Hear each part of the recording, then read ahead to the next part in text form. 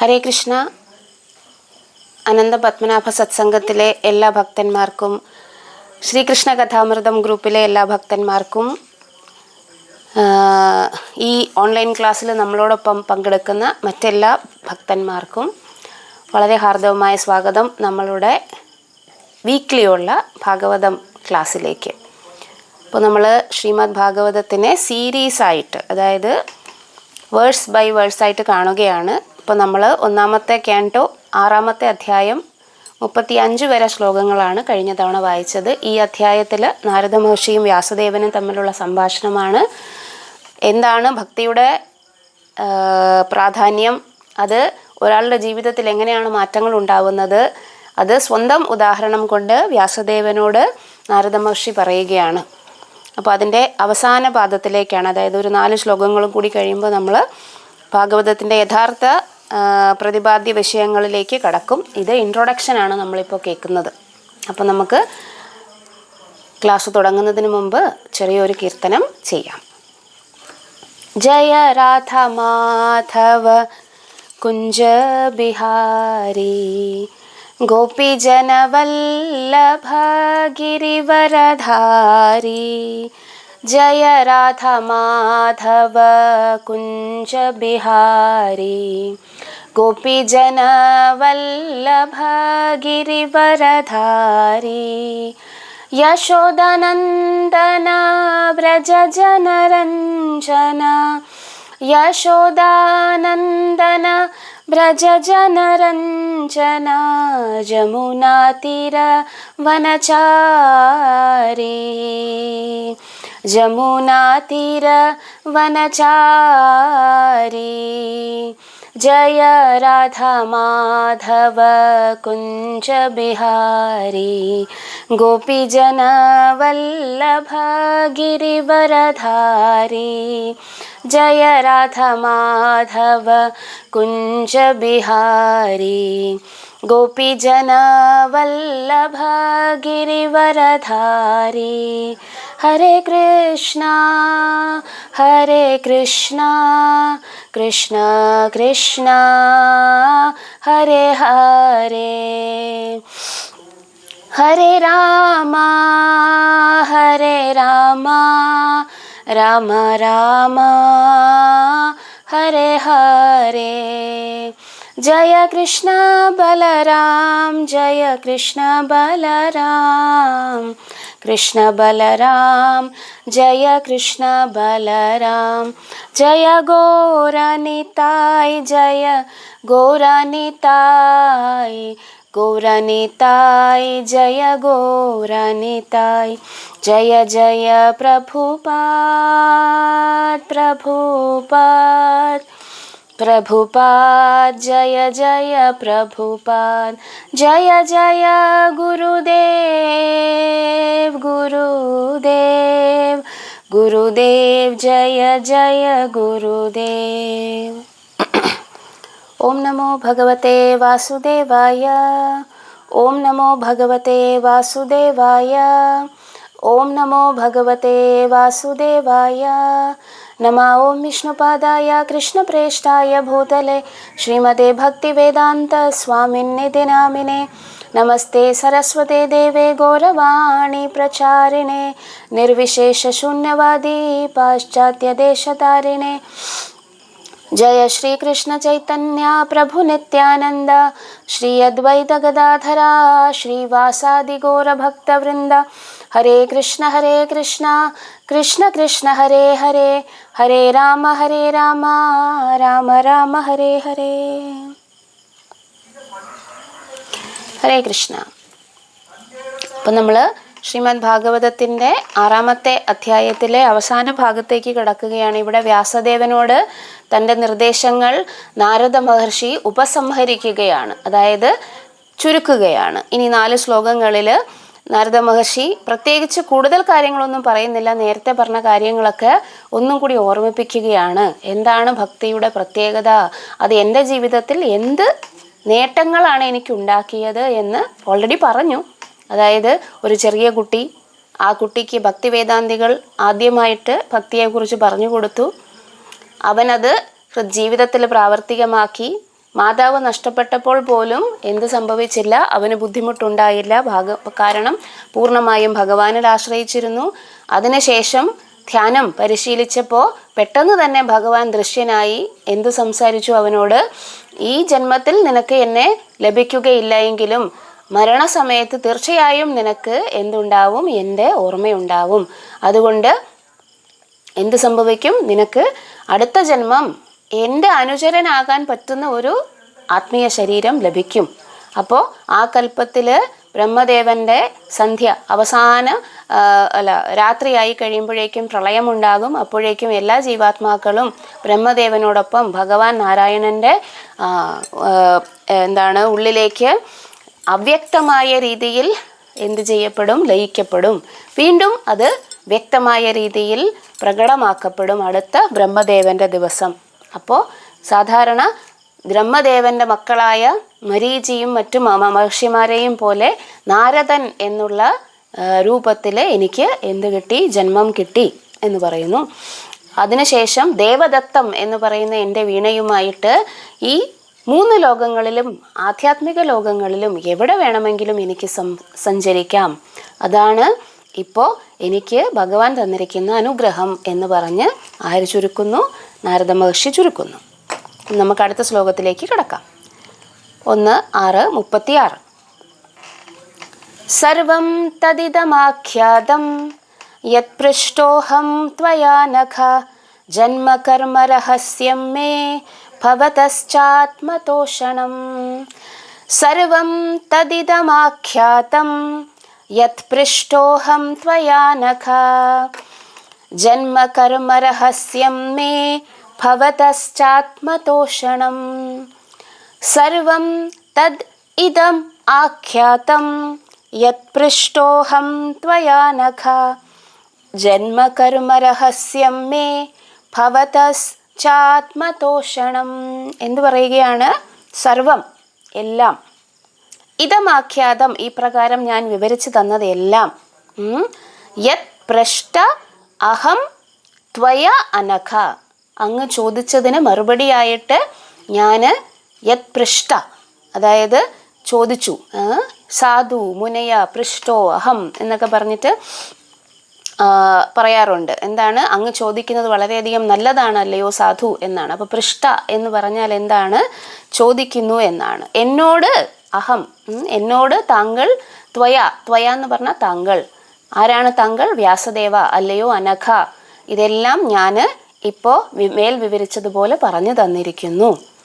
ജന്മ കർമ്മ രഹസ്യം മേ, എൻ്റെ ജന്മത്തെയും കർമ്മത്തെയും ആക്ടിവിറ്റീസിനെയും കുറിച്ചെല്ലാം ഞാൻ പറഞ്ഞു തന്നിരിക്കുന്നു.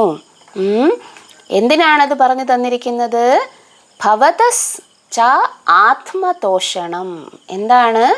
അങ്ങയുടെ ആത്മസംതൃപ്തിക്ക് വേണ്ടിയിട്ട് ഇത് ഉപകരിക്കട്ടെ എന്നാണ് പറയുന്നത്. എന്താണ്? ഭഗവാൻ വ്യാസദേവൻ വന്നിട്ട് എന്തായിരുന്നു? അസംതൃപ്തനായിരുന്നല്ലോ. അപ്പോൾ വ്യാസദേവനോട് നാരദ മഹർഷി തൻ്റെ കഥ പറയുമ്പോൾ എന്താണ് എക്സ്പെക്റ്റ് ചെയ്യുന്നത്? ഇതുകൊണ്ട് തൻ്റെ ശിഷ്യന് എന്തുണ്ടാവണം? ആത്മജ്ഞാനം അല്ലെങ്കിൽ റിയലൈസേഷൻ ഉണ്ടാവണം. അത് അദ്ദേഹത്തിൻ്റെ ആ അസംതൃപ്തിയെ കളയാൻ തക്കതായിട്ടുള്ള ഒരു ഉപദേശമായിരിക്കണം. അങ്ങനെ ആകുമോ എന്ന് നമുക്കൊന്ന് നോക്കാം. ഇവിടെ ശ്രീല പ്രഭുപാദ് എന്ത് ചെയ്യുകയാണ്? വ്യാസദേവൻ്റെ നാരദ മഹർഷിയുടെ ജീവിതത്തിനെ ഒരു ചെറിയ രത്നച്ചുരുക്കത്തിൽ വന്നിട്ട് ഇവിടെ വിവരിച്ചു തരികയാണ് നമുക്ക് ഭാവാർത്ഥത്തിൽ. എന്താണ്?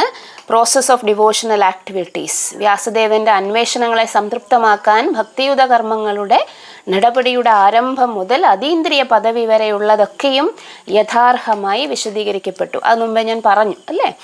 എന്താണ് നമ്മൾ പറഞ്ഞത്? ഇതെല്ലാം വന്നിട്ട് എല്ലാം വിവരിച്ചു കൊടുത്തു എന്ന് പറഞ്ഞു.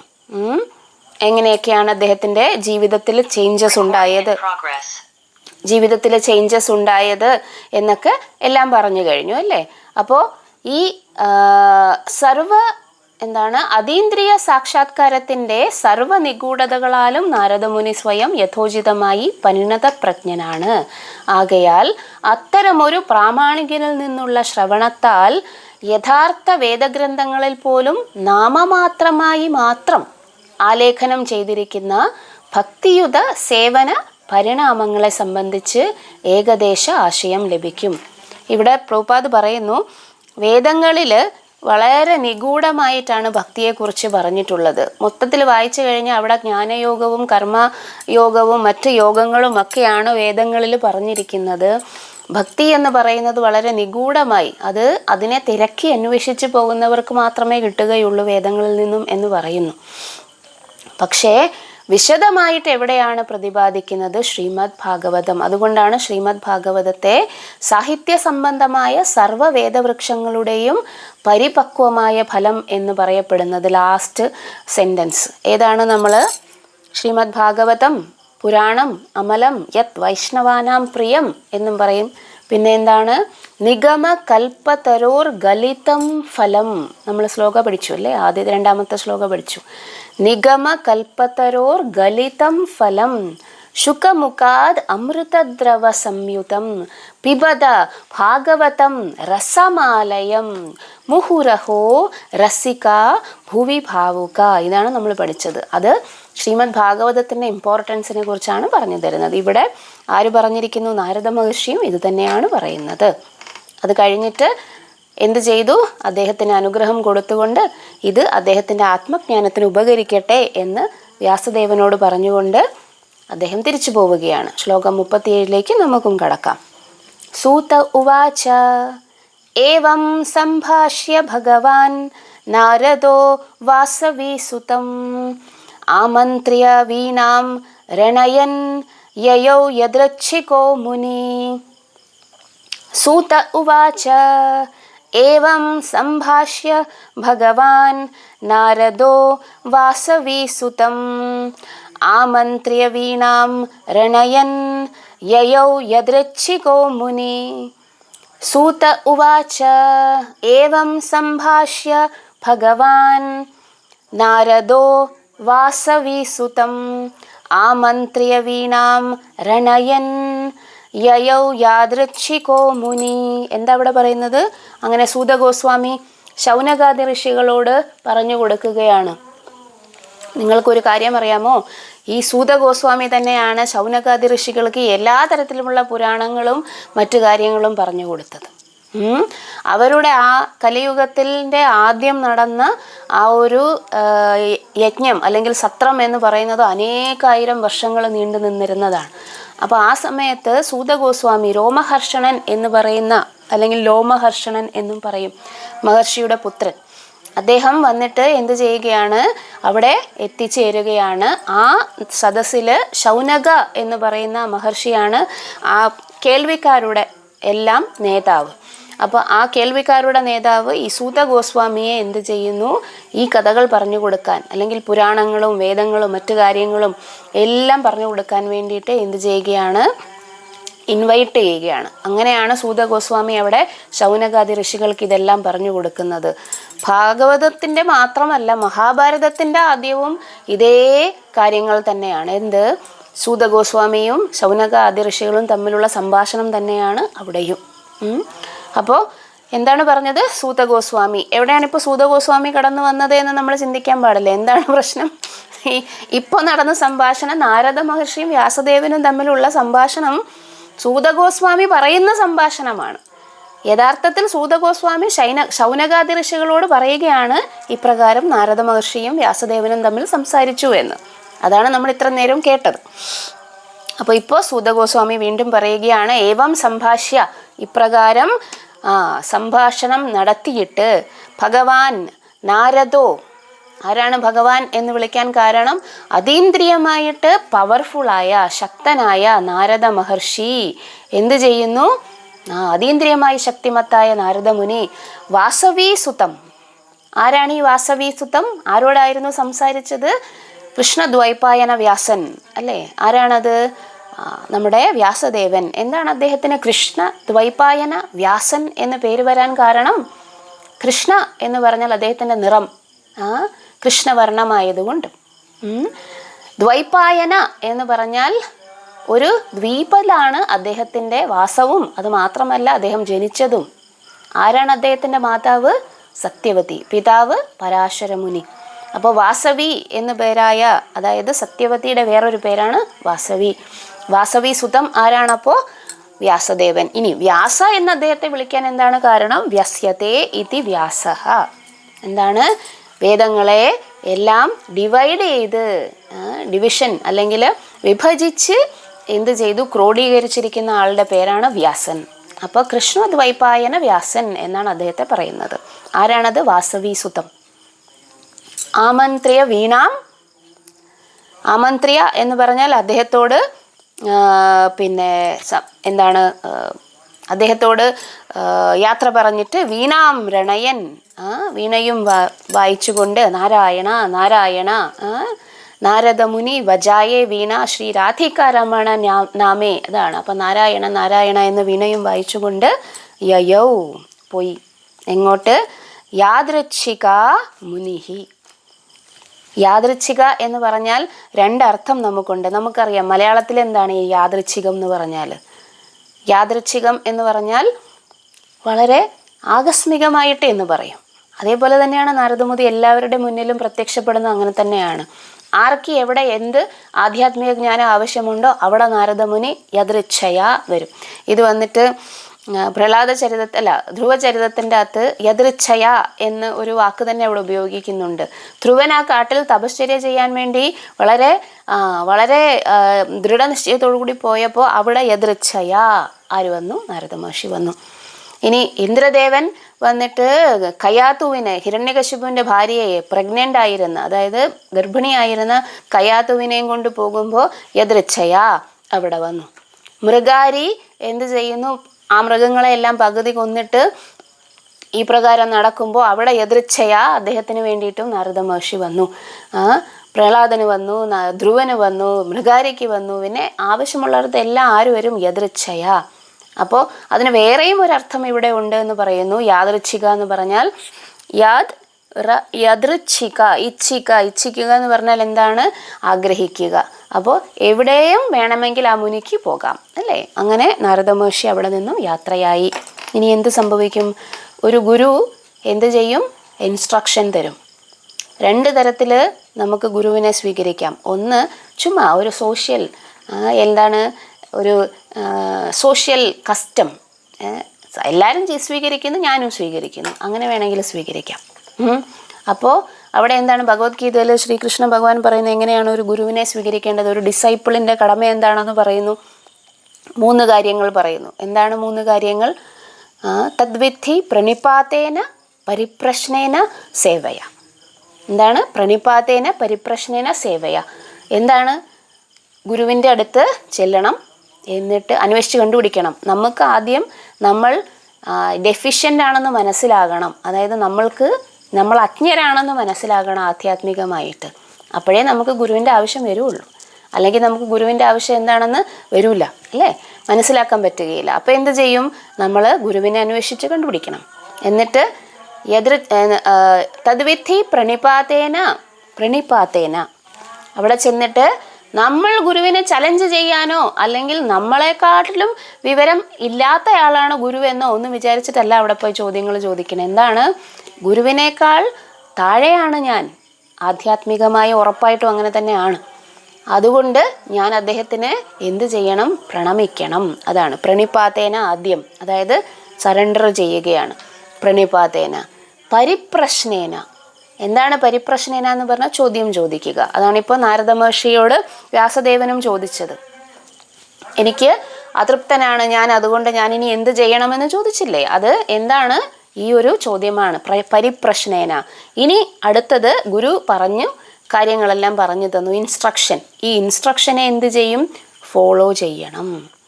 അത് വ്യാസദേവൻ ഫോളോ ചെയ്യുമോ എന്നതാണ് നമ്മൾ അടുത്ത ശ്ലോകത്തിൽ കാണാൻ പോകുന്നത്. അപ്പോൾ നമ്മൾ 38-ാമത്തെ ശ്ലോകത്തിലേക്ക് കടക്കാം. അഹോ ദേവർഷിർ ധന്യോഹയം യത്കീർത്തിം ശാരംഗധന്വന ഗായൻ മാദ്യൻ ഇദം തന്ത്ര്യാ രമയത്യാതുരം ജഗത് രമയതി ആതുരം ജഗത്. അഹോ ദേവർഷിർ ധന്യോയം യത്കീർത്തിം ശാർംഗധന്വനാ ഗായൻ മാദ്യൻ ഇദം തന്ത്ര്യാ രമയത്യാതുരം ജഗത്. അഹോ ദേവർഷിർധന്യോയം യത്കീർത്തിം ശാർംഗധന്വനഃ ഗായയാൻ മാദ്യൻ ഇദം തന്ത്ര്യാ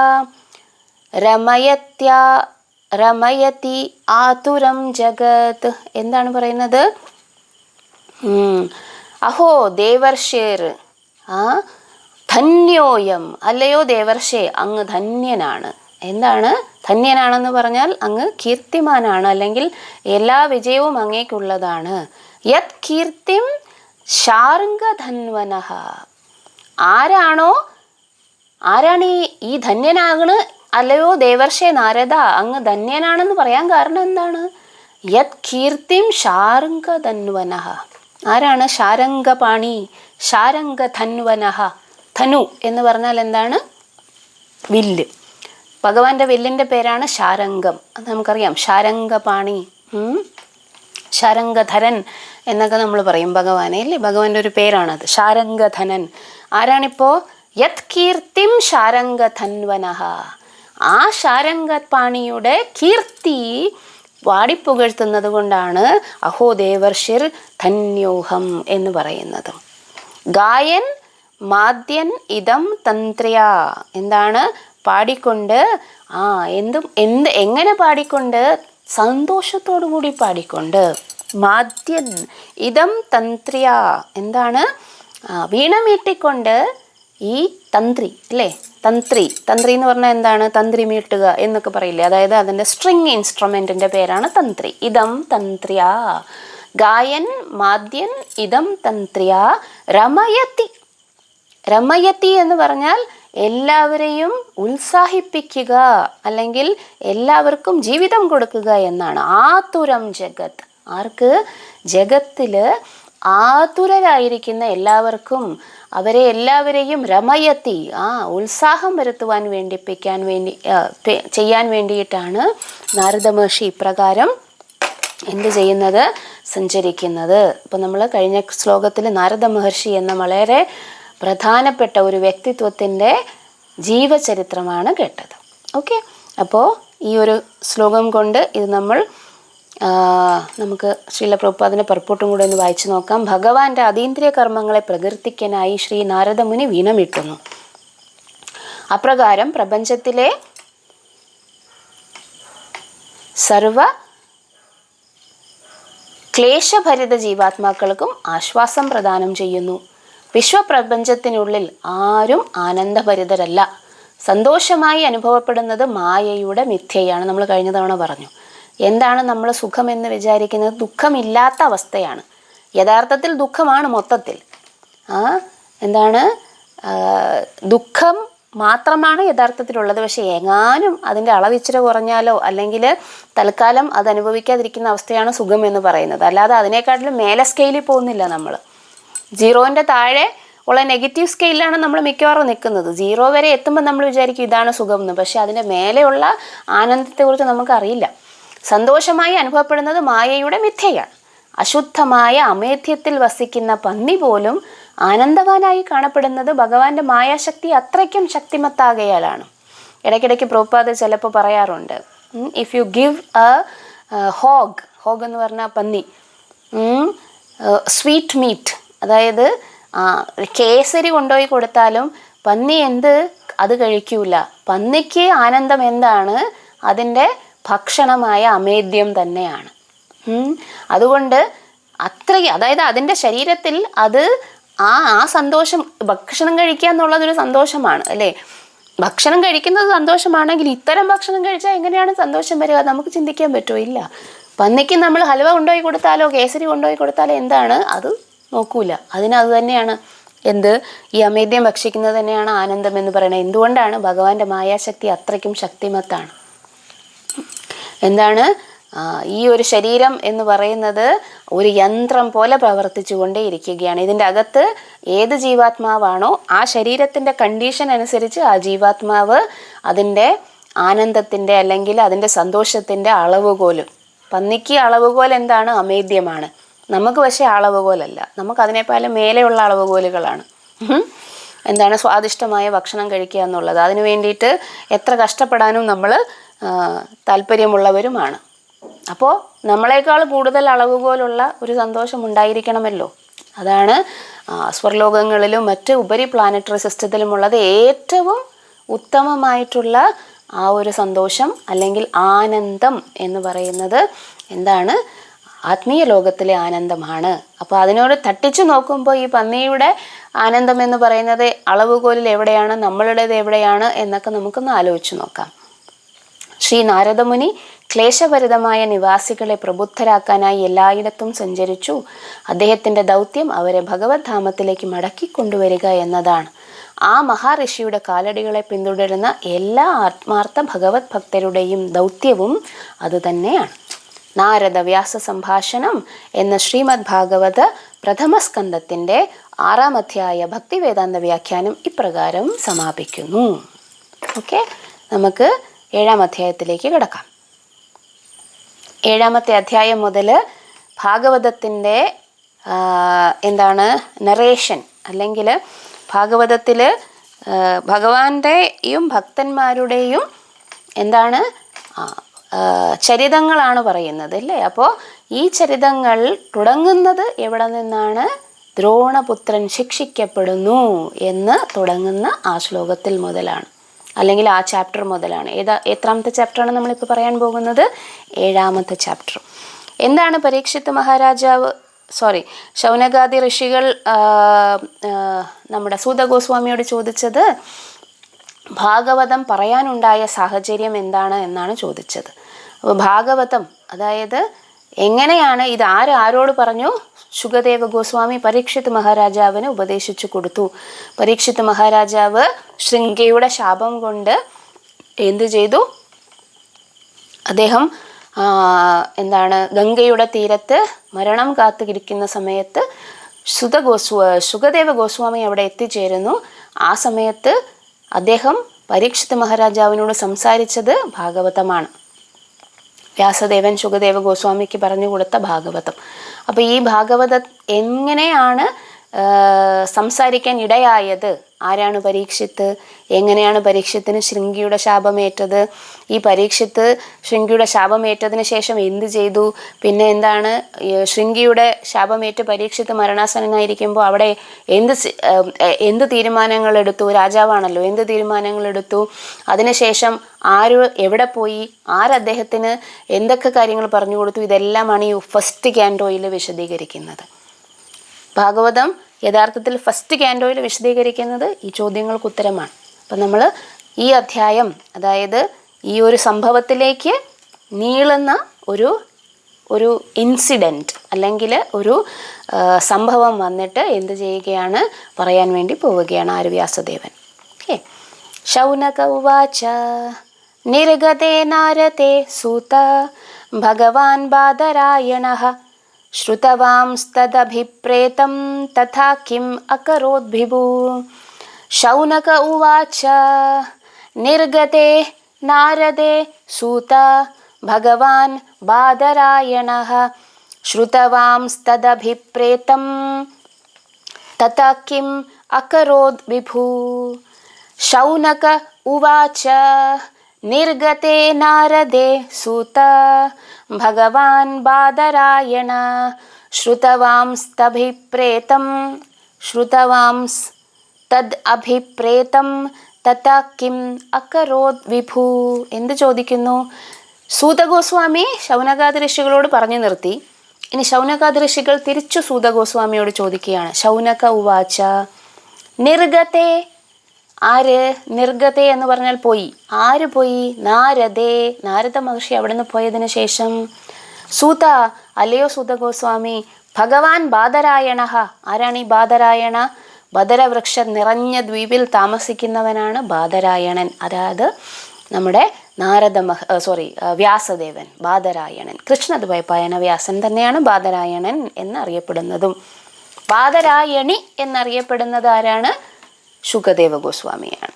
ബാദരായണി അതായത് ബാദരായണന്റെ പുത്രൻ ബാദരായണി. ഇവിടെ ബാദരായണ എന്നാണ് പറയുന്നത്. അപ്പോൾ ആരാണ് ബാദരായണ? വ്യാസദേവൻ. ശ്രുതവാംസ് അതായത് അതിനുശേഷം ശ്രുതവാംസ് തദ് അഭിപ്രേതം, എന്താണ്, എല്ലാം നാരദ മഹർഷി പറഞ്ഞതെല്ലാം കേട്ടു. സോ ആഫ്റ്റർ നാരദാസ് ഡിപ്പാർച്ചർ കിം അക്കരോത്, അതിനുശേഷം എന്ത് ചെയ്തു അല്ലയോ വിഭു, ശ്രേഷ്ഠനായ സൂത ഗോസ്വാമി എന്ന് ചോദിക്കുന്നു. എന്താണ് ചോദിക്കുന്നത്? നാരദ മഹർഷി, ശൗനക ആദി ഋഷികൾ വന്നിട്ട് ചോദിക്കുകയാണ്, നിർഗതേ നാരദേ, നാരദ മഹർഷി പോയി, അല്ലയോ സൂത, ഭഗവാൻ ബാദരായണ ശ്രുതവാം, കേട്ടല്ലോ ഇതെല്ലാം നാരദ മഹർഷിയുടെ കയ്യിൽ നിന്നും, തദ് അഭിപ്രേതം തത അകരോദ് വിഭു, എന്താണ് പിന്നെ ചെയ്തത് എന്ന് ചോദിക്കുന്നു. സോ ശൗനക ഋഷി ചോദിക്കുകയാണല്ലേ. നമുക്ക് നോക്കാം. ഇത് ഈ ചാപ്റ്ററിൻ്റെ ഒരു ചെറിയ ഒരു കൊച്ചു കാര്യം ഇവിടെ എഴുതിയിരിക്കുന്നു. എപ്രകാരമാണോ മാതാവിൻ്റെ ഗർഭത്തിൽ പരീക്ഷിത് മഹാരാജാവ് അത്ഭുതകരമായി സംരക്ഷിക്കപ്പെട്ടത്, അതേ പ്രകാരം ഈ അധ്യായത്തിൽ ശ്രീമദ് ഭാഗവതം വിശദീകരിക്കാനുള്ള സൂചനയെ ഉത്തരോത്തരമായി അഭിവൃദ്ധിപ്പെടുത്തിയിരിക്കുന്നു. ശയിച്ചുകൊണ്ടിരുന്ന ദ്രൗപദിയുടെ 5 പുത്രന്മാരെയും വധിച്ച ദ്രോണാചാര്യരുടെ സുതനായ ദ്രൗണിയാലാണ് അത് സംഭവിച്ചത്. അർജുനൻ അത് കാരണം അദ്ദേഹത്തെ ശിക്ഷിച്ചു. ഭക്തിമയമായ സമാധിയിൽ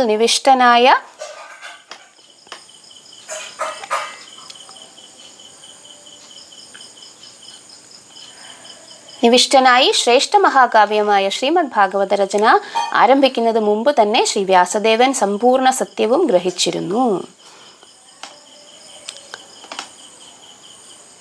ഓക്കെ, രണ്ടാമത്തെ ശ്ലോകം.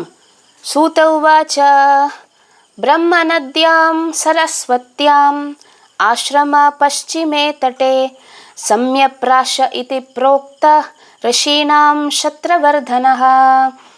സൂത ഉവാച ബ്രഹ്മനദ്യാം സരസ്വത്യാം ആശ്രമ പശ്ചിമേ തടേ ശമ്യപ്രാശ ഇതി പ്രോക്ത ഋഷീണാം ശത്രവർധനഃ.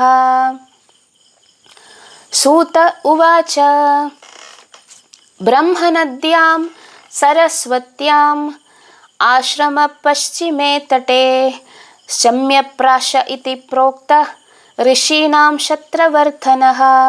എന്താണ് സൂത ഗോസ്വാമി മറുപടി പറയുന്നത്? ബ്രഹ്മനദ്യാം സരസ്വത്യാം, അതായത് ബ്രാഹ്മണർ, സിദ്ധർ, സന്യാസിമാർ, ഭഗവാൻ എന്നിവരുമായി ഉറ്റ ബന്ധമുള്ള നദീതീരമാണ് സരസ്വതി എന്ന് പറയുന്നത്. അതുകൊണ്ടാണ് ബ്രഹ്മനദി എന്നത് അതിനെ പറയുന്നത്. ബ്രഹ്മനദ്യാം, on the bank of river intimately related with Vedas, Brahmanas, saints and the lord. ആര്? സരസ്വതി. ആ സരസ്വതിയുടെ തീരത്താണ് ആരുടെ ആശ്രമം? കൃഷ്ണദ്വൈപായന വ്യാസന്റെ ആശ്രമം. ആശ്രമഃ പശ്ചിമേ തടേ, പശ്ചിമ ഭാഗത്തുള്ള തടത്തിൽ, തീരത്ത്. ശമ്യപ്രാശം എന്ന് പറയുന്ന ഒരു സ്ഥലമുണ്ട്. അവിടെയാണ് ഈ ഋഷിമാരുടെ എല്ലാം ആശ്രമം ഉള്ളത്, അല്ലെങ്കിൽ വ്യാസദേവൻ്റേതായിട്ടുള്ള ആശ്രമം ഉള്ളത് എന്ന് പറയും. ശമ്യപ്രാശ. നിങ്ങൾക്കിപ്പോഴും വ്യാസദേവൻ്റെ ഗുഹയും സരസ്വതി നദിയും കാണാൻ സാധിക്കും. നമ്മൾ ബദ്രി ട്രിപ്പിന് പോകുമ്പോൾ ഋഷികേശ്, ഹരിദ്വാർ, ബദ്രി നമ്മൾ പോയിരുന്നു ജഗസാക്ഷി പ്രഭുവിൻ്റെ കൂടെ ഒരു 2 years ബാക്ക്. അപ്പോൾ ആ ഒരു യാത്ര, ആ ഒരു സമയത്ത് വളരെയധികം അങ്ങ് എന്താണ്, ഒരുപാട് കയറി അങ്ങ് മലയിലെല്ലാം കയറിപ്പോയി കഴിയുമ്പോൾ അങ്ങ് അറ്റത്ത് സരസ്വതി നദി, ഒരു 200 മീറ്റർ മാത്രമേ ഉള്ളൂ സരസ്വതി നദി. വളരെ ഒരു അത്ഭുതകരമായി ഭയങ്കര ശക്തിയോടുകൂടി വരും, ആർത്തലച്ച് ഒഴുകി എന്ത് ചെയ്യും, 200 മീറ്റർ കഴിയുമ്പോൾ കാണാതെയാകും, ഭൂമിക്കടിയിലേക്ക് അപ്രത്യക്ഷമാകും സരസ്വതി നദി എന്നാണ് പറയുന്നത്. അതിൻ്റെ തീരത്ത് ഒരുപാട് പേര് അവിടെ ഉണ്ട് ഇപ്പോഴും. അവിടെ എന്താണ്, യോഗിമാരൊക്കെ അതിനകത്തിരുന്ന് തപസ് ചെയ്യുന്ന ഒരുപാട് ആൾക്കാരാണ്. കയറാൻ വേണ്ടിയിട്ട് വളരെയധികം കഷ്ടപ്പാടാണ് ഗുഹയുടെ അകത്ത്, ഈ പാറക്കെട്ടിൻ്റെ ഇടയിലൊക്കെ. പക്ഷെ എന്നാലും അതിനകത്ത് അത്രയും തണുപ്പും സഹിച്ച്, എന്ത് തണുപ്പാണെന്നറിയാം അവിടെ എല്ലാം അത്രയും തണുപ്പും സഹിച്ച് എന്ത് ചെയ്യുന്നു, ഈ ആൾക്കാർ തപസ് ചെയ്തുകൊണ്ടിരിക്കുന്നത് നമ്മൾ കാണാറുണ്ട്. അപ്പോൾ വ്യാസദേവൻ്റെ ഒരു ഗുഹയും അവിടെയുണ്ട്, വ്യാസഗുഹ എന്ന് പറയും. അപ്പോൾ ഈ സരസ്വതി നദിയുടെ തീരത്താണ് അദ്ദേഹത്തിൻ്റെ ആശ്രമം. എന്തുകൊണ്ടാണ് ആശ്രമം എന്ന് പറയുന്നത് എന്ന് ഇവിടെ ഒരു ഒരു സെൻറ്റൻസ് പ്രഭുപാദ എഴുതിയിരിക്കുന്നു. എന്താണ്? ഒരു ഗൃഹസ്ഥനാണെങ്കിൽ തന്നെയും വ്യാസദേവന്റെ വാസസ്ഥലത്തെ ആശ്രമം എന്ന് വിശേഷിപ്പിച്ചിരിക്കുന്നു. സദാ ഉത്കൃഷ്ടമായ ആത്മീയ സംസ്കാരമുള്ള സ്ഥലമാണ് ആശ്രമ. This means that spiritual culture is the common factor for all. ആ സ്ഥലം ഒരു ഗൃഹസ്ഥൻ്റേതോ അല്ലെങ്കിൽ ഭിക്ഷാന്തേഹിയുടേതോ എന്നതിന് യാതൊരു പ്രാമുഖ്യവും ഇല്ല. എന്താണുള്ളത്? സ്പിരിച്വൽ കൾച്ചറിനാണ് പ്രാമുഖ്യം ഉള്ളത്.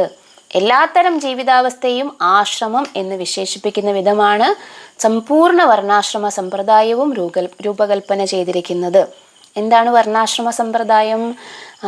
ഒരു ആള് ജനിച്ചു കഴിഞ്ഞാൽ, ഒരു കുട്ടി ജനിച്ചു കഴിഞ്ഞാൽ അവൻ്റെ 100 വർഷത്തെ ജീവിത കാലയളവിനെ ഈക്വലായിട്ട് ഡിവൈഡ് ചെയ്തിട്ട് മുഴുവനും ജീവൻ കൊണ്ട് എന്താണ് അവസാനം ഭഗവാനെ ആലോചിച്ച് മരിക്കാനുള്ള, അതായത് മോക്ഷത്തിലേക്ക് അല്ലെങ്കിൽ ലിബറേഷനിലേക്ക് നയിക്കാനുള്ള എല്ലാ സാധ്യതകളും ഉള്ള ഒരു ഡിവിഷനാണ് ഇത്. എന്താണ് ആ ഡിവിഷൻ? വർണ്ണ ആശ്രമ. വർണ്ണം എന്ന് പറഞ്ഞു കഴിഞ്ഞാൽ ബ്രഹ്മചാരി, ഗാർഹസ്ഥ്യം, വർണ്ണം എന്ന് കഴിഞ്ഞാൽ ബ്രാഹ്മണ, ക്ഷത്രിയ, വൈശ്യ, ശൂദ്ര. അതായത് ഒരാളുടെ ഗുണത്തിനും കർമ്മത്തിനും അനുസരിച്ച് നമ്മളുടെ സ്വഭാവം എന്താണോ സ്വാഭാവികമായിട്ടും നമ്മൾ ആ വർണ്ണത്തിൽ വന്നുപെടും. ഇപ്പം ഞാൻ ശൂദ്രൻ എൻ്റെ ചിന്തയും പ്രവൃത്തിയുമാണെങ്കിൽ ഞാൻ ബ്രാഹ്മണൻ്റെ പുത്രനായി ജനിച്ചാലും ഞാൻ ശൂദ്രൻ തന്നെയാണ്. അതുകൊണ്ടാണ് ഭഗവാൻ പറയുന്നത് ഗുണകർമ്മ വിഭാഗശഃ എന്ന് പറയുന്നത്. അതേപോലെ ആശ്രമം എന്ന് പറയുന്നത് എന്താണ്? ബ്രഹ്മചര്യം, ഗാർഹസ്ഥ്യം, വാനപ്രസ്ഥം, സന്യാസം. ഓക്കെ, അതായത് ബ്രഹ്മചാരി ആരാണ്? 5 വയസ്സ് മുതൽ ഒരു കുട്ടി ഗുരുകുലത്തിൽ ആ ഗുരുവിൻ്റെ ശിക്ഷണത്തിൽ എന്ത് ചെയ്യുന്നു? വിദ്യ അഭ്യസിക്കുന്നു. ബ്രഹ്മചര്യം നിർബന്ധമാണ്. കാരണം എന്താണ്? സെൻസ് കൺട്രോൾ, അതായത് ഇന്ദ്രിയ നിയന്ത്രണം സാധിച്ചവർക്ക് മാത്രമേ എന്തുണ്ടാവുകയുള്ളൂ? ജ്ഞാനം സ്വീകരിക്കാൻ കഴിയുകയുള്ളൂ എന്ന് പണ്ടുള്ള ആൾക്കാർക്ക് അറിയാമായിരുന്നു. അതുകൊണ്ട് അവർ കുട്ടികളെ ഇവിടെ കൊണ്ടാക്കും?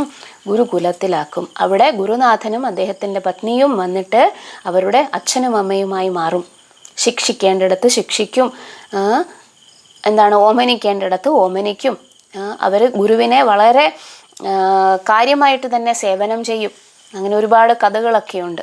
മഹാഭാരതം തുടങ്ങുമ്പോൾ നമുക്ക് കേൾക്കാം അങ്ങനത്തെ കഥകളൊക്കെ. ഗുരുവിനെ തൃപ്തിപ്പെടുത്താൻ വേണ്ടിയിട്ട് എത്ര അറ്റം വരെ പോയിരിക്കുന്ന ആൾക്കാരെ കുറിച്ചൊക്കെ നമുക്ക് കേൾക്കാം. അപ്പോൾ അങ്ങനെയാണ് ബ്രഹ്മചാരി.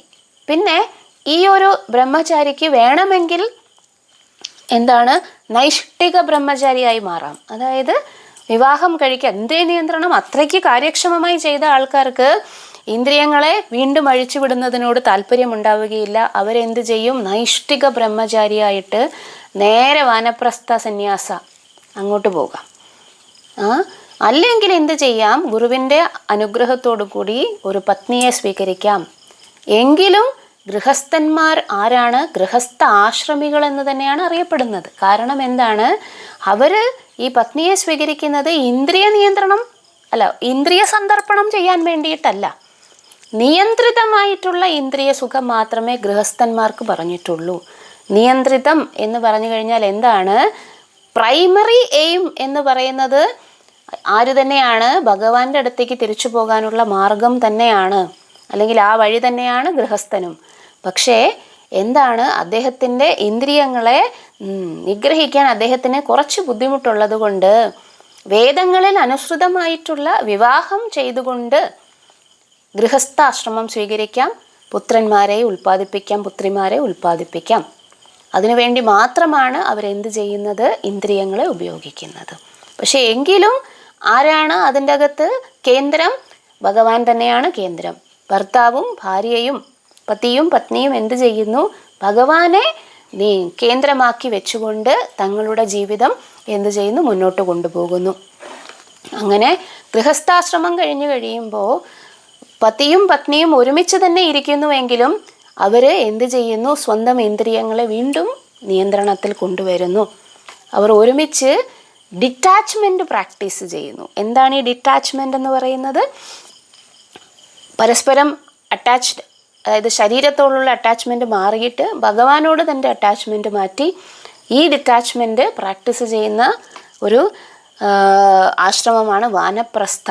അതിന് വേണമെന്നുണ്ടെങ്കിൽ പതിയും പത്നിയും ഒരുമിച്ച് വാനപ്രസ്ഥം സ്വീകരിക്കാം, അല്ലേ? വാനപ്രസ്ഥ എന്ന് പറഞ്ഞാൽ എന്താണ്? വനത്തിലേക്ക് പോവുക എന്ന് പറയും. എന്താണ്? പ്രഹ്ലാദ് മഹാരാജാവ് ഹിരണ്യകശിപുവിനോട് പറയുന്നു, ഹിത്വാത്മപാതം ഗൃഹം അന്ധകൂപം വനം ഗതോ യത് ഹരിമാശ്രയേതഃ എന്ന് പറയുന്നു. ഹിത്വ ആത്മപാതം ഗൃഹം അന്ധകൂപം. ഗൃഹം എന്ന് പറയുന്നത് ഒരു പൊട്ടക്കിണറാണ്. അതിനകത്തുനിന്ന് എഴുന്നേറ്റ് എവിടെ ചെല്ലണം? വനം പോകുക. എന്തിന് വനത്തിൽ പോകണം? ഹരിമാശ്രയേതഃ, ഭഗവാനെ ആശ്രയിക്കാൻ വേണ്ടിയിട്ട്. പക്ഷെ നമുക്ക് പറ്റൂലല്ലോ. അതുകൊണ്ട് എന്ത് ചെയ്യുന്നു? നമ്മൾ ഏത് വനത്തിൽ പോകണം? വൃന്ദാവനത്തിൽ പോകണം എന്നാണ് പ്രഭുപാദ് പറഞ്ഞിരിക്കുന്നത്. എവിടെ ഇരുന്നാലും ഗൃഹേ ഠാക്കൂർ, വനേ ഠാക്കൂർ, സദാ ഹരി ബോലെ ഠാക്കൂർ. അത് എവിടെ ഇരുന്നാലും ചെയ്യാം. അതാണ് കലികാലത്തിൻ്റെ ഗുണം. എന്താണ്? ഈ വാനപ്രസ്ഥം എടുത്ത് സന്യാസവും എടുത്ത് എവിടെയും പോകേണ്ട ആവശ്യമൊന്നുമില്ല. ഗൃഹേ ഠാക്കൂർ, വനേ ഠാക്കൂർ, സദാ ഹരി ബോലെ ഠാക്കൂർ. അതായത് ഗൃഹത്തിലിരുന്നാലും വനത്തിലിരുന്നാലും ഒരേ ഒരു കാര്യം ചെയ്താൽ മതി. അതെന്താണ്? സദാ ഹരി ബോലെ. അങ്ങനെ ഹരി നാമം ജപിച്ചുകൊണ്ടിരുന്ന് കഴിഞ്ഞിട്ടുണ്ടെങ്കിൽ എവിടെയും പോകേണ്ട ആവശ്യമില്ല എന്നും പ്രഭുപാദ് പറഞ്ഞിട്ടുണ്ട്. ഇനി എന്താണ്? വാനപ്രസ്ഥി അദ്ദേഹത്തിൻ്റെ 75ാമത്തെ വയസ്സ്, അതായത് ഇപ്പോൾ 25, പിന്നെ അടുത്ത 25, പിന്നെ അടുത്ത 25, ഇപ്പോൾ 75 ആയി, അല്ലേ? അപ്പോൾ 75ാമത്തെ വയസ്സിൽ എന്ത് ചെയ്യുന്നു?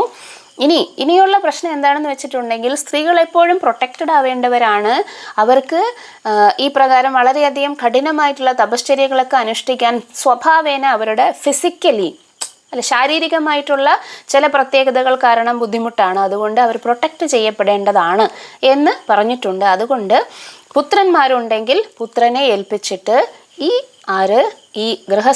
വാനപ്രസ്ഥി സ്വന്തം പത്നിയെ ആരെ ഏൽപ്പിക്കും? പുത്രനെ, മുതിർന്ന പുത്രനെ ഏൽപ്പിക്കും. പുത്രൻ അച്ഛൻ്റെ ശരീരം തന്നെയാണ് എന്നാണ് പറയുന്നത്. അച്ഛൻ്റെ തന്നെ വേറെ ഒരു റെപ്രസെൻറ്റേഷനാണ് പുത്രൻ എന്നാണ് പറയുന്നത്. കൃപാചാര്യരുടെ സഹോദരി കൃപിയെയാണ് ദ്രോണാചാര്യരെ വിവാഹം കഴിച്ചത്. ദ്രോണാചാര്യരുടെയും കൃപിയുടെയും പുത്രനാണ് അശ്വത്ഥാമാവ്. അപ്പോൾ അശ്വത്ഥാമാവിനെ വധിക്കാൻ വേണ്ടിയിട്ട് പ്ലാൻ ചെയ്യുമ്പോൾ ആര് പറയുന്നു? ദ്രൗപദി പറയുന്നു, അതായത് ദ്രൗപദിയുടെ 5 മക്കളെ ദ്രോണാചാര്യരുടെ പുത്രനായ അശ്വത്ഥാമ വധിച്ചു കളഞ്ഞല്ലോ, എനിക്കുണ്ടായതുപോലെയുള്ളൊരു വിഷമം കൃപിക്കുണ്ടാകാൻ വേണ്ടിയിട്ട് എനിക്ക് താല്പര്യമില്ല, അല്ലെങ്കിൽ എനിക്ക് ഇഷ്ടമല്ല. എനിക്കാണെങ്കിൽ നിങ്ങൾ 5 പേര് ജീവിച്ചിരിപ്പുണ്ട്. പക്ഷേ ദ്രോണാചാര്യർ ഓൾറെഡി യുദ്ധത്തിൽ മരിച്ചു കഴിഞ്ഞിരിക്കുന്നു, കൃപി വിധവയായി കഴിഞ്ഞിരിക്കുന്നു. അപ്പോൾ കൃപിക്ക് ആകെപ്പാടെ ഭർത്താവിൻ്റെ റെപ്രസെൻറ്റേറ്റീവായിട്ട് ആകെപ്പാടെ ഒരു പുത്രനേ ഉള്ളൂ. അദ്ദേഹത്തെ വധിക്കരുത് എന്ന് ദ്രൗപദി പറയുന്നു, അല്ലേ? അപ്പോൾ അച്ഛൻ്റെ റെപ്രസെൻറ്റേറ്റീവാണ് പുത്രനെന്ന് പറയാറുണ്ട്. അപ്പോൾ എന്ത് ചെയ്യും? സന്യാസം എടുക്കാൻ വേണ്ടി താല്പര്യമുള്ള വാനപ്രസ്ഥികൾ പുത്രനെ ഏൽപ്പിച്ചിട്ട് പൂർണ്ണമായും ഡിറ്റാച്ച്മെൻറ്റ് പ്രാക്ടീസ് ചെയ്യാൻ വേണ്ടി ഭഗവാനെ മാത്രം ആശ്രയിച്ചുകൊണ്ട് പര്യടനം ചെയ്യാൻ വേണ്ടിയിട്ട് പോകുന്നു. ഇതാണ് വിവിധ ആശ്രമ വ്യവസ്ഥകൾ എന്ന് പറയുന്നത്. ഇത് എന്തിനാണ് അവസാനം? എല്ലാം ഭഗവത് സാക്ഷാത്കാരം എന്ന ഒരേ ജീവിത ലക്ഷ്യത്തിൽ ഉൾപ്പെടുന്നതാണ്. ഇതിലെവിടെയാണ് ബ്രഹ്മചാരിക്കും അത് തന്നെ ലക്ഷ്യം, ഗൃഹസ്ഥനും അത് തന്നെ ലക്ഷ്യം, വാനപ്രസ്ഥനും അത് തന്നെ ലക്ഷ്യം, സന്യാസിമാർക്കും അത് തന്നെ ലക്ഷ്യം.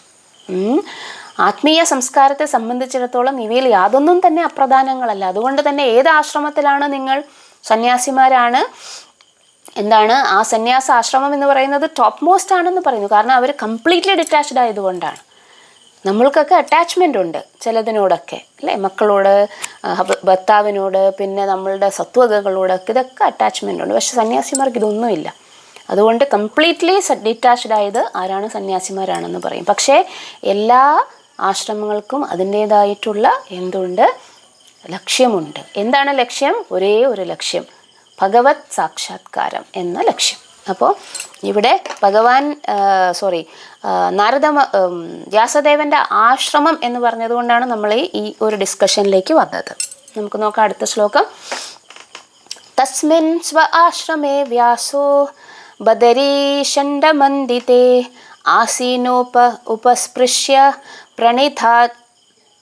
प्रणिदध्यौ मनस्वयं तस्मिन् स्व आश्रमे व्यासो बदरीषण्डमण्डिते आसीनो उपस्पृश्य प्रणिदध्यौ मनस्वयं तस्मिन् स्व आश्रमे व्यासो बदरीषण्डमण्डिते ആസീനോ ഉപസ്പൃശ്യ പ്രണിദധ്യൗ മനസ്വയം. എന്താണ് ഇനി? നാരദ മഹർഷി പോയതിനു ശേഷം വ്യാസദേവൻ എന്ത് ചെയ്തു? തസ്മിൻ, അവിടെ, സ്വ ആശ്രമേ, എവിടെ? സമ്യപ്രാശം, സരസ്വതി നദിയുടെ പശ്ചിമ തീരത്ത്. അവിടെ എന്ത് ചെയ്യുന്നു? സ്വ ആശ്രമേ വ്യാസൻ, ആര്? ബദരീഷണ്ഡമണ്ഡിതേ, ബദരവൃക്ഷങ്ങൾ നിറഞ്ഞ, ബേർ എന്ന് ഹിന്ദിയിൽ പറയും, ആ വൃക്ഷങ്ങളാണ് ഈ ബദരവൃക്ഷങ്ങൾ എന്ന് പറയുന്നത്. അവിടെ ചുറ്റിനും ബദരവൃക്ഷങ്ങൾ നിറഞ്ഞ ഒരു സ്ഥലത്ത് ആസീനോ, ഉപവിഷ്ടനായി, എന്നിട്ട് ആചമനം ചെയ്തു.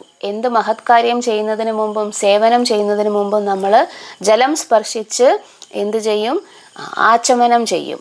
നമ്മൾ കയ്യിൽ ജലം എടുത്തിട്ട് അത് കുടിച്ചിട്ട് നമ്മളെ ശുദ്ധീകരിക്കാം. ഇതിനു വേണ്ടിയിട്ടാണ് ആചമനം ചെയ്യുന്നത്. ആചമനം പലതരത്തിലുണ്ട്. പൂർണ്ണ ആചമനം, പിന്നെ പെട്ടെന്ന് ചെയ്യുന്ന ആചമനം, യഥാർത്ഥത്തിൽ ഇരുന്നിട്ടാണ് ആചമനം ചെയ്യേണ്ടതെന്ന് പറയും. അപ്പോൾ അങ്ങനെ അദ്ദേഹം ജലത്തെ സ്പർശിച്ചുകൊണ്ട് ഏകാഗ്രമാക്കി സ്വയം മനസ്സിനെ ചിന്തിക്കാൻ തുടങ്ങി. എന്താണ്? ഇനി അദ്ദേഹം സ്വന്തം ഗുരുവിൻ്റെ ഇൻസ്ട്രക്ഷൻസ് ഫോളോ ചെയ്യാൻ തുടങ്ങുകയാണ്, അല്ലേ? എങ്ങനെയാണത്? മെഡിറ്റേഷൻ കൊണ്ടാണ് അദ്ദേഹം എന്ത് ചെയ്യുന്നത്? ഈ കാര്യങ്ങളെല്ലാം കാണാൻ പോകുന്നത്. ഓക്കെ, അപ്പം 4-ാമത്തെ ശ്ലോകം. ഭക്തിയോഗേന മനസി സമ്യക് പ്രണിഹിതേ അമലേ അപശ്യത് പുരുഷം പൂർണ്ണം മായാം ച തദ് അപാശ്രയം. ഇത് വളരെ ഇമ്പോർട്ടൻ്റ് ശ്ലോകമാണ്. ഭക്തിയോഗേന മനസി സമ്യക് പ്രണിഹിതേ മലേ അപശ്യത് പുരുഷം പൂർണ്ണം മായാം ച തദപാശ്രയം. ഭക്തിയോഗേന മനസി സമ്യക് പ്രണിഹിതേ അമലേ അപശ്യത് പൗരുഷം പൂർണ്ണം മായാം ച തദപാശ്രയം. അദ്ദേഹം ധ്യാനം തുടങ്ങി. എന്താണ് അദ്ദേഹം ധ്യാനത്തിൽ കണ്ടത്? ഭക്തിയോഗേന. എങ്ങനെയാണ് അദ്ദേഹം? ഡിവോഷണൽ സർവീസാണ് ചെയ്യുന്നത്. എന്താണ്? സ്വന്തം ഗുരുവിൻ്റെ വാക്കുകളെ എന്ത് ചെയ്യുകയാണ്? അനുസരിക്കുകയാണ്. എന്താണ് ഗുരു പറഞ്ഞിട്ട് പോയത്? യു റൈറ്റ്, അല്ലെങ്കിൽ you compose a literature which contains the stories, അല്ലെങ്കിൽ which contains the pastimes of supreme personality of godhead. അതായത് അങ്ങ് പരമദിവ്യോത്തമ പുരുഷനായ ഭഗവാന്റെ ലീലകളെ വർണ്ണിക്കുക. അത് മാത്രമേ മനസ്സിന് സംതൃപ്തി തരികയുള്ളൂ. അപ്പോൾ അത് ചെയ്യാൻ പോവുകയാണല്ലേ. അപ്പോൾ തയ്യാറെടുത്തു, ആചമനം ചെയ്തു, എന്നിട്ട് എന്ത് ചെയ്യുകയാണ്? ഭക്തിയോഗേന മനസ്സി. ഇവിടെ എന്താണ് ഈ ധ്യാനം, ഭക്തിയോഗം എന്ന് പറയാൻ കാരണം എന്താണ്? ഭഗവാന്റെ ലീലകളെയാണ് അദ്ദേഹം സ്മരിക്കാൻ പോകുന്നത്. സമ്യക് പ്രണിഹിതേ അമലേ. എന്താണ്? അതിൽ പരിപൂർണമായി, സമ്യക് എന്ന് പറഞ്ഞാൽ പരിപൂർണമായിട്ട്, പ്രണിഹിതേ നിരതനായിട്ട്, ദൃഢചിത്തനായിട്ട് ഇരിക്കുകയാണ്. അമലേ, അതായത് അമലം എന്ന് പറഞ്ഞാൽ മലമൊന്നുമില്ലാത്തത്, അതായത് കളങ്കമൊന്നുമില്ലാത്തത്, തെറ്റൊന്നുമില്ലാത്തത്, അല്ലെങ്കിൽ ഒരു ഭൗതികതയുടെ ലാഞ്ചന പോലും ഇല്ലാത്തത്. എന്നിട്ട് അദ്ദേഹം ഒരു കാഴ്ച കണ്ടു. എന്താണ് കണ്ടത്? പൗരുഷം പൂർണ്ണം. എന്താണ് പുരുഷം പൂർണ്ണം? പരമദിവ്യോത്തമ പുരുഷനെ കണ്ടു. മായാം ച തദുപാശ്രിതം. അദ്ദേഹത്തിൻ്റെ നിയന്ത്രണത്തിലുള്ള മായാശക്തിയെയും കണ്ടു.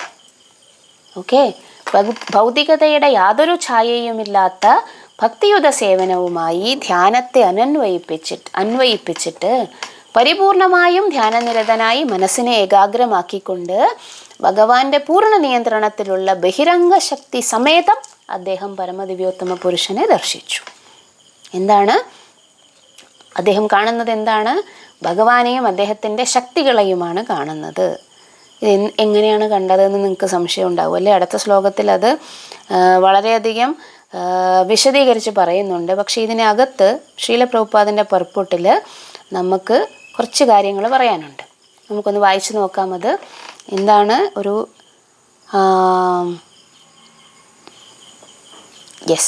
Srila Vyasadeva, Narada advised Srila Vyasadeva to become absorbed in transcendental meditation on the personality of Godhead and his activities.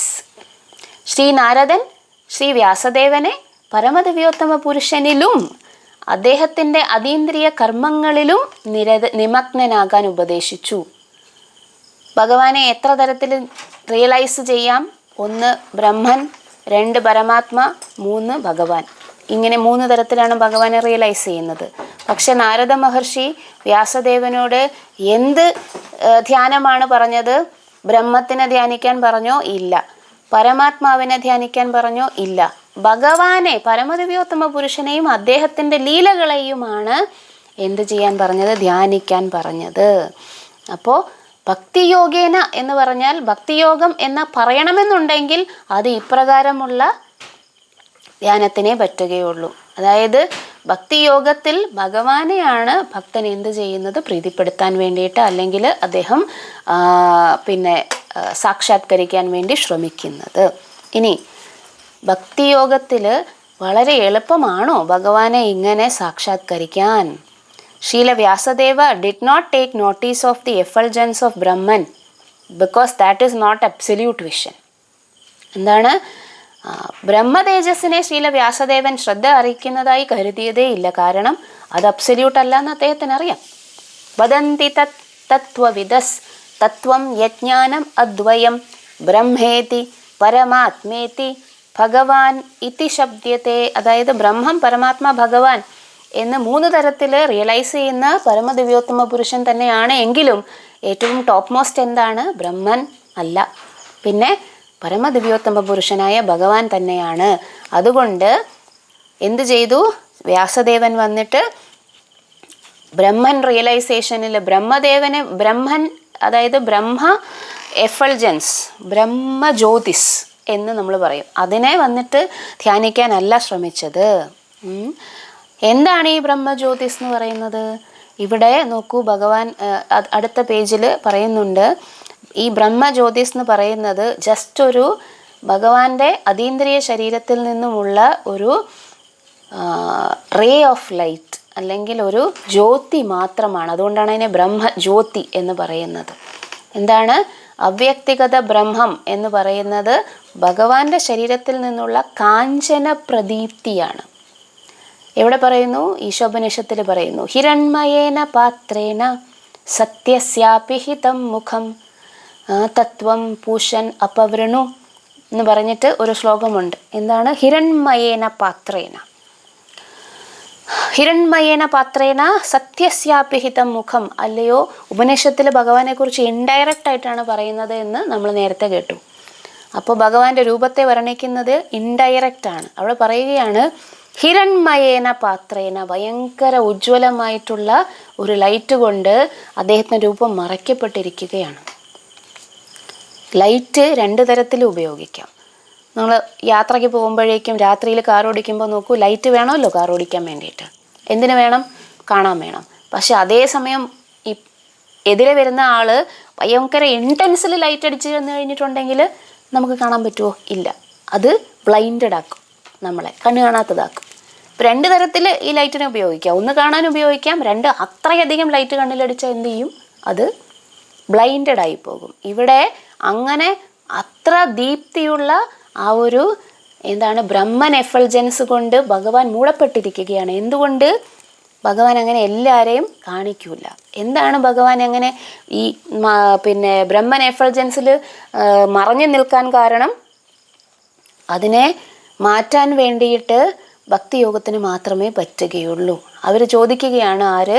ഈശോപനിഷത്തിൽ പ്രേ ചെയ്യുന്ന ആൾ പറയുകയാണ്, ഹിരൺമയേന പാത്രേണ സത്യസ്യാപി ഹിതം മുഖം തത്വം പുഷൻ അപവൃണു എന്ന് പറയുന്ന ആ ഒരു ശ്ലോകത്തിൽ പറയുന്നു, അത് മാറ്റിത്തരൂ ഭഗവാനെ, ഞാൻ അങ്ങയുടെ മുഖം കാണട്ടെ എന്ന്. അവിടെ പറയുന്നുണ്ട് ഭഗവാന് മുഖമുണ്ടെന്ന്. മുഖമുണ്ടെങ്കിൽ അദ്ദേഹത്തിന് വ്യക്തിത്വം ഇല്ലാതിരിക്കുമോ? ഉപനിഷത്തിൽ ഭഗവാൻ അവ്യക്തിഗതനാണ് എന്ന് പറയുന്നു എന്നൊക്കെ പറയാറുണ്ട്. പക്ഷെ നോക്കൂ, ഇവിടെ എന്ത് പറയുന്നു? ഹിരൺമയേന പാത്രേന, അങ്ങയുടെ മുഖത്തെ എന്ത് ചെയ്യുന്നു? മൂടിയിരിക്കുന്നു. എന്ത്? ഒരു മൂടുപടം. മായാജവനികാച്ഛന്നം അജ്ഞാതോക്ഷജം അദ്വയം എന്താണ് കുന്തി ദേവി പറയുന്നു, നമ്മൾ കേൾക്കും. അടുത്ത 8ാമത്തെ അധ്യായം എന്ന് പറയുന്ന കുന്തി ദേവിയുടെ പ്രയേഴ്സാണ്. എന്താണ് പറയുന്നത്? മായ കൊണ്ട് മൂടിയിരിക്കുകയാണ് ഈ ലോകത്തിൽ. മായ എവിടെയാണ്? ആധ്യാത്മിക ലോകത്തിലേക്ക് പോകുമ്പോൾ ഹിരൺമയേന പാത്രേണ, അതുകൊണ്ടാണ് ഭഗവാൻ മൂടപ്പെട്ടിരിക്കുന്നത്. അപ്പോൾ അത് നീക്കിയാൽ മാത്രമേ എന്ത് ചെയ്യുകയുള്ളൂ? യഥാർത്ഥ മുഖം എന്ന് പറയുകയുള്ളൂ. പരമദിവ്യോത്തമ പുരുഷൻ ഇവിടെ എന്താണ്? പുരുഷം രൂപം എന്ന് പറയുന്നു. അദ്ദേഹം കണ്ടു. അപശ്യാത് പുരുഷം പൂർണ്ണം. എന്താണ് പുരുഷം? പരമദിവ്യോത്തമ പുരുഷനെ കണ്ടു. പിന്നെ മായാം ച തദ് ഉപാശ്രിതം, മായാം ച തദ് അപാശ്രയം.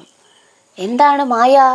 പരമദിവ്യോത്തമ പുരുഷന്റെ അധീനതയിൽ വരുന്ന അദ്ദേഹത്തിൻ്റെ ശക്തിയാണ് മായ എന്ന് പറയുന്നത്. ഈ മായാവാദികളൊക്കെ പറയാറുണ്ട്, ഞാൻ ഈശ്വരനാണ്, നിങ്ങളും ഈശ്വരനാണ്, ആ ഈശ്വരനും നമ്മളും ഒന്ന് തന്നെയാണ്. എന്തുകൊണ്ട് ഞാൻ ഈശ്വരനാണെന്ന് എനിക്കിപ്പം മനസ്സിലാകുന്നില്ല? മായ അതുകൊണ്ട് മനസ്സിലാകുന്നില്ല. അതുകൊണ്ടാണ് എപ്പോഴും അവർ മായ മായ മായ മായ എന്ന് പറഞ്ഞുകൊണ്ടിരിക്കുന്നത് കൊണ്ട് അവർ മായാവാദികളെന്ന് പറയും. എന്താണ്? എപ്പോഴും മായ മായ മായ എന്ന് പറഞ്ഞുകൊണ്ടിരിക്കുന്നത് കൊണ്ടാണ് അവർ മായാവാദികളെന്ന് പറയുന്നത്. എന്താണ് അവരുടെ പറച്ചിൽ? ആ ഈശ്വരനും നീയും ഞാനും ഒക്കെ ഈശ്വരന്മാരാണ്. എന്താണ് പ്രശ്നം? നമ്മൾ മായയ്ക്ക് അധീനരായിരിക്കുന്നത് കൊണ്ട് നമ്മൾ ഈശ്വരനാണ് എന്നുള്ളത് നമ്മൾ മനസ്സിലാക്കുന്നില്ല. എന്തൊരു വിഡ്ഢിത്തമാണ്! എന്താണ്? മായയ്ക്ക് അധീനനായിട്ടിരിക്കുന്നെങ്കിൽ പിന്നെ ഈശ്വരൻ എങ്ങനാകും?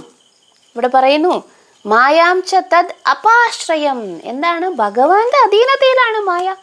നീ ഭഗവാനാണെങ്കിൽ പിന്നെ മായ എങ്ങനെ നിന്നെ ബാധിക്കും? അതാണ് കൗണ്ടർ ആർഗ്യുമെൻ്റ്. നമ്മൾ ആത്മീയമായ പരമധാമത്തിൽ പ്രദർശിപ്പിച്ചിരിക്കുന്ന ശക്തിയാകുന്നു. ഏത് മായയെക്കുറിച്ചാണ് ഈ പറയുന്നത്? എക്സ്റ്റേണൽ എനർജി എന്നാണ് ഇവിടെ പ്രഭുപാദ എഴുതിയിരിക്കുന്നത്. പക്ഷേ ഇവിടെ അതിൻ്റെ ഡിസ്കഷനിനകത്ത് പറയുന്നു ബഹിരംഗ ശക്തിയെ അന്ധകാരത്തോട് സാമ്യപ്പെടുത്തിയിരിക്കുന്നു. ഭഗവാന്റെ ഈ ശക്തി പൂർണ്ണ നിയന്ത്രണത്തിലാണെന്ന് അപാശ്രയം എന്ന പദം ദ്യോതിപ്പിക്കുന്നു. അന്തരംഗ ശക്തിയെ അഥവാ പരമശക്തിയെയും മായ എന്ന് വിശേഷിപ്പിച്ചിരിക്കുന്നു. എന്നാൽ അത് ആത്മീയമായ പരമധാമത്തിൽ പ്രദർശിപ്പിച്ചിരിക്കുന്ന ശക്തിയാകുന്നു. അപ്പോൾ ഇവിടെ 2 തരത്തിലുള്ള മായയെക്കുറിച്ച് പറയുന്നുണ്ടല്ലേ.